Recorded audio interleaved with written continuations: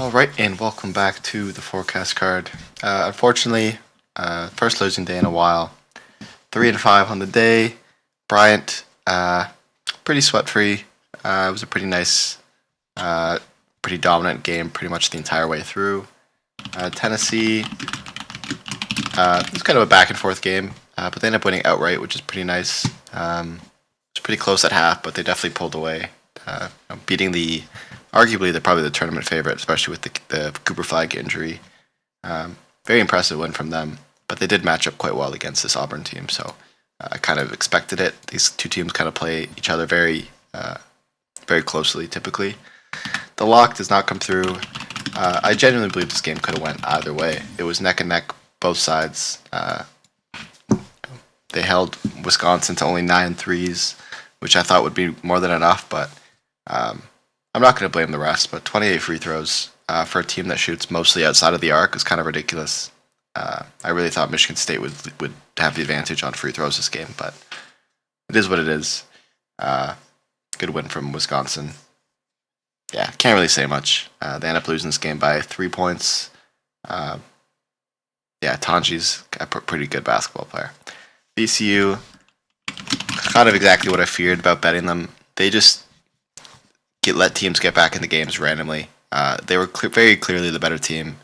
They dominated the rebounds. They shot decently well, but every time they got ahead, they just let Loyola go on like an 8-0 run. They only ended up winning this game by 7. There was a chance at a cover at the end, but doesn't happen, obviously. Dartmouth, Cornell, they just couldn't miss. I really expected Dartmouth to make a lot more threes this game, especially considering how bad Cornell's three-point defense is. But the game didn't play out even close to what I expected.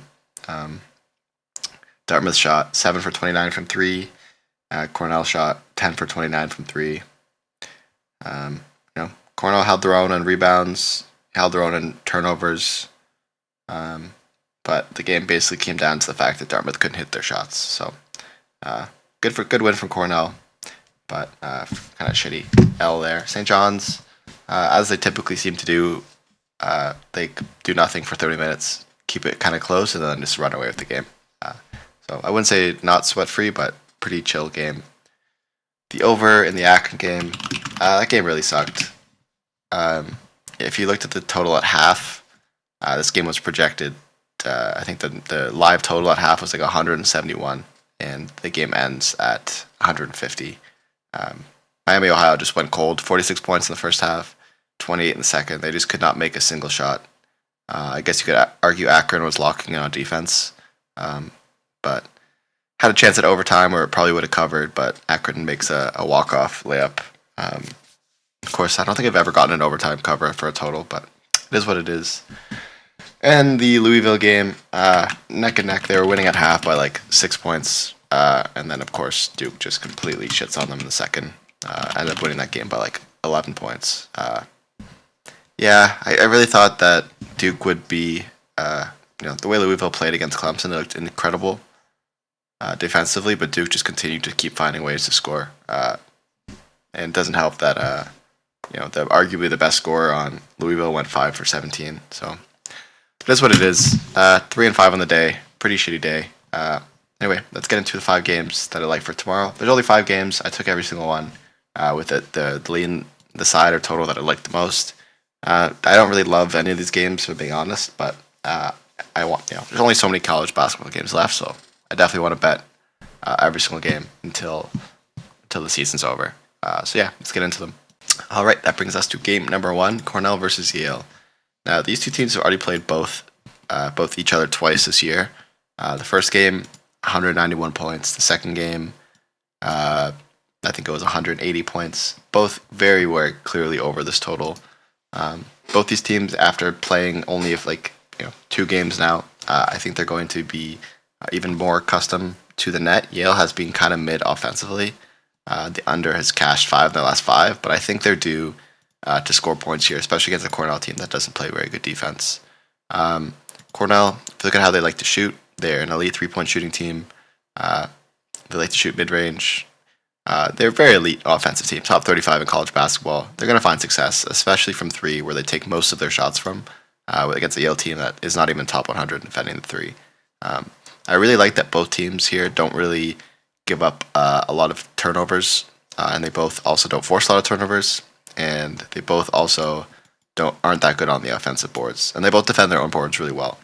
So I typically do like the back and forth pace where the teams can get into a rhythm of taking quick shots. Yale, not really the fastest team ever, but I do expect Cornell to start out hot just because they have been insane offensively. And like any team that's behind, they typically do speed up the pace quite a lot. Cornell is playing insane basketball. Dartmouth has one of the best three-point defenses in the game. One of the better defenses in the Ivy League. They still dropped 87. Yale, top 75 offensive team against a Cornell team that doesn't defend basically anything well. I expect Yale to really be able to pick up their offense after having a pretty lackluster game, only putting up 57 points against Princeton, 70 against Brown, 69 against Harvard. This is still a team that has dropped 90 against Columbia, 92 against Cornell, 103 against Cornell, 90 against Penn. Like, they have the ability to get hot, and I think this is a fantastic bounce back spot for them. They're used to the court. So is Cornell. Both these teams are playing insane offense. Cornell dropped over 100 points in the two previous games against Columbia and Princeton. I think the only side here I can take is an over. If I had to pick a side, I would probably lean on the Yale side, but favorites have not been my cup of tea lately in this tournament, so Cornell is probably the correct side. Anyway, let's get into game number 2. All right, heading out to game number 2, we have George Mason versus VCU. Now, I actually have this modeled right around 128, so typically I wouldn't take a bet in this game. Obviously, I'm trying to take a bet in every game. I would lean the George Mason side because VCU just does not blow teams out when they're not playing at home. At least it seems to be that way. But both these teams, extremely slow pace. George Mason, 322nd in pace. VCU, 235th. Both teams, elite offenses. VCU, top 20. George Mason, top 35. If you look at where VCU typically likes to score, they like to shoot a lot of threes, a lot of mid-range, threes and near basket shots from three. They're not a very good three-point percentage team against George Mason, top 50 three-point defense. They keep opponents to 39% from field goal on average, 22nd best in college basketball. They don't allow you very many offensive boards. They don't foul very much. I think that's a pretty solid spot here on the defensive end for George Mason. And on the other side, it's George Mason team. They like to shoot, near basket shots mostly. They shoot 40% in the paint. This is a top 8 paint defense in VCU. They defend the three really well. They defend the mid-range. They do foul a decent amount, but George Mason is not a good free throw shooting team. So to some degree, I think the free throws won't necessarily be that bad for the total. Both these games, this is going to be their third game in a row. I don't think they're going to be rushing up the floor like in the Alabama game. I think they're going to be taking their sweet time. I think it's going to be a really tight game, so neither team is going to be in a hurry to catch back up. I really do think the under is the best side here, especially the way these two teams have been playing defensively in this tournament. I think they're due to play even slower than normal. So give me under 128 here in the VCU versus George Mason game. Lean to George Mason plus 8 if you want to take a side. All right, bring us to game number 3, which I would say is probably the hardest game to cap just because of how weird these two teams head-to-heads are this year. If you have been following these two teams at all, you know that both these teams have already played each other this year. Florida won the first game by 30, and then Florida lost the second game by 20. So very mixed signals between who is the better team. But then again, Florida only put up 44 points in that last game, and since that loss, they've been probably, except for maybe Auburn, the best team in college basketball. They've been elite since that loss. Both these teams are elite defenses. Florida ranked 3rd in defense efficiency. Tennessee ranked 6th.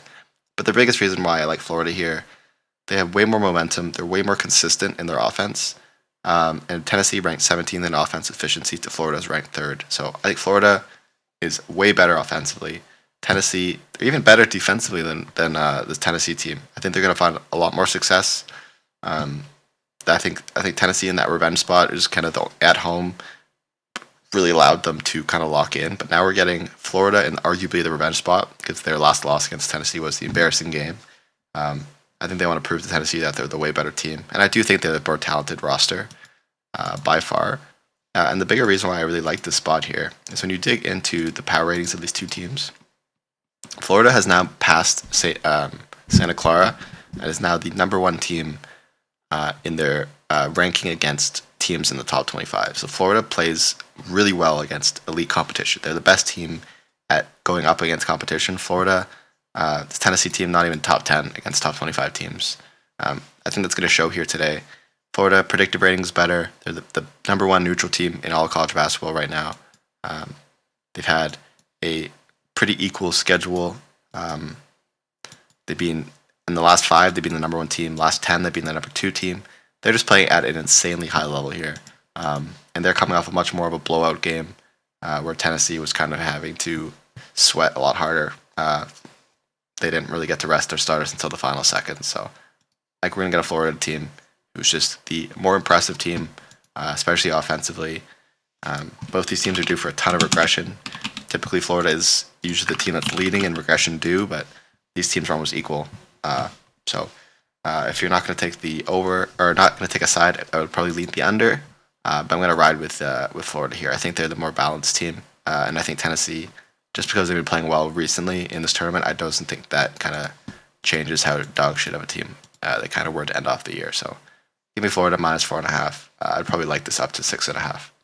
All right, bringing us to game number 4, we have UAB versus Memphis. Now, this is a tough one because both of these teams are extremely weird. They both are not, well, I should say they're both. Memphis is a good offensive team, but UAB kind of relies a little bit more heavily on forcing turnovers and offensive boards. They're actually not that talented shooting-wise in terms of their first shots. But when I look at this matchup, this Memphis team, they're due for so much regression. They are not nearly as good of a team as their record stands. They're 28-5. If you plug them into any kind of regressional calculator, it suggests that there should be only 19-13. I think they're one of the top teams in all of college basketball in terms of regression. #2 in college basketball, just behind St. John's. Obviously, they have played a harder schedule. They're a solid team, but this is a UAB team, I think, that is motivated. Memphis, not a very good team at not turning the ball over. They're at 221st in turnovers allowed. Memphis, a top 25 team in forcing turnovers. I think that's going to be the difference this game. Obviously, Memphis is going to be able to find a lot more success from 3 and in the mid-range in general, mostly from 3 and in the paint, 2 spots that UAB doesn't really defend well. But one thing that UAB does do is if they play you hard, it's really hard to get things going when they're constantly trying to force turnovers. Memphis, also an elite team at forcing turnovers, but UAB does not turn the ball over nearly as much. They have much better control. Memphis probably going to dominate the offensive boards. I think both teams are going to dominate the offensive boards on either side. But again, Memphis, they're already locked in the tournament. I think they're just kind of coasting this tournament. They lock back in at the end. I think UAB is playing for a lot more of this game. UAB is the significantly better free throw shooting team. Memphis fouls a lot more. I think that's going to give them some free points. They're going to get more points off turnovers. I think that's going to be the difference. Obviously, UAB defense is going to be a problem. But this is a Memphis team that, although they have a big advantage from 3, they don't take that many threes. And this UAB team does defend the mid-range well. So they're basically only going to get shots in the paint, get offensive boards. I don't think Memphis is going to have problems scoring. I kind of might lean the over as well in this game. If you want to take an alt over plus alt line for Memphis, not a bad side, but I do think Memphis is an overrated team here, and I think UAB is just going to play much harder. So give me UAB +5. Let's go into game number 5. All right, that brings us to the final game, which is the lock of the day, and probably the only game that I normally would bet. I still think Michigan are fraudulent. I know they're looking decently good in this tournament. They're playing with a lot more energy, but this Wisconsin team, this is a huge tournament for this this school. They haven't really been known to be this elite for a very long time, and now they're playing at the highest level. Michigan team, I still think they're super overrated in terms of predictive rating. Wisconsin is the way better team. They play much better on the road. They played a harder schedule. They've been the better team over the last month, over the last 10 days, over the last week. They're an elite team at playing top 25 teams. Meanwhile, Michigan struggles a little bit against top 25 teams like Wisconsin. Michigan, they're coming off an extremely tough emotional win over Maryland. I think they're going to be in a letdown spot here. Yes, Wisconsin also had an impressive win over Michigan State, but they shot really poorly. And basically the only reason that game was close is because Michigan State has one of the best 3-point defenses in all of college basketball, which is, if you do know that I did take them, that's mostly the reason why. But I just really I think Tanji is a way more talented NBA type player. Michigan feels like they're just built of tall people and role players. I don't think they really have a true leader on that team. And for that reason, I also think Wisconsin's coach is a better coach, at least this season. If you look at these two offensively, Wisconsin's a top 10 offense. Michigan's not even a top 25 offense. They're ranked 42 in offensive efficiency. Wisconsin's the better defensive team in defensive efficiency. If you look at where Wisconsin likes to shoot from, again, they're a team that likes to take a decent amount of threes. They still managed to make 9 against the best 3-point defense in college basketball. And now they're up against a top 36 3-point defense. I think they're going to drain a lot more. Obviously, Michigan is a decent defensive team. I don't think anyone's denying that, but free throw wise, Wisconsin's still the best free throw shooting team in college basketball. Michigan barely in the top 200. They don't shoot the free throw well at all. That's what I mean. If the game comes down to the end of it, I do trust Wisconsin to clutch up a lot more than I do Michigan. And offensively, Michigan's a team that shoots a good chunk of paint and 3-point shots. They're not nearly as good of a 3-point shooting team as Wisconsin. I think they're going to struggle a bit more here. Again, they heavily rely on offensive boards, and that's something where Wisconsin's a top 5 team at defending. They also don't turn the ball over nearly as much as Michigan does. So everything I kind of look at, it's hard for me to believe that Wisconsin isn't going to take this game more seriously than Michigan. Michigan's a team that's kind of been around this talk and being at the top of the division for a long time. This is a big moment for Wisconsin, and I think they're going to show up. These two teams have played once this year. And that was all the way back in early December, where Michigan beat them 67-64. That's when Michigan, I think, was playing much better basketball. They've dropped 3 of their last 5. Wisconsin's won 4 of their last 5. I think they're just the better team in this tournament. They're playing at a higher level. You could argue Michigan has had to play a much harder schedule in this tournament already. Purdue and Maryland versus Wisconsin, who played Northwestern, UCLA, and then I think, MSU, again, I think they were the best team in the Big Ten, so they token down that giant in a pretty solid win where they just couldn't shoot the ball. Michigan, I still think they're shit. This is a team that just lost to Michigan State by 17, lost to Maryland by 6, lost to Illinois by 20. I think Wisconsin, the fact that these two teams did play and it was so close back in December, well, that means we're also getting Wisconsin here in the revenge spot. They haven't played since, and I think they're a much better, more gelled team than they played a while ago. And this game just means, again, a ton more for them. In terms of no rest, Wisconsin 2-0 against the spread with no rest. With equal rest, they're 10-1 against the spread. Michigan is 4-4. Both these teams are going to be playing on no rest. In terms of conference games, Wisconsin is 16-7 against the spread. Michigan is 8-14. I just think they are the better team, not only in covering spreads, but playing at a higher level. I love the spot for Wisconsin. In terms of being on the road, they're 8-3 against the spread as a road team. 5-1 as neutral. Meanwhile, Michigan is 9-8. So significant improvement here on this Wisconsin team when they play on the road. They're the better team offensively, better team defensively. They have all the momentum into this game, and I think they have the more talented roster. So give me Wisconsin -3.5. That's going to be my lock for tomorrow.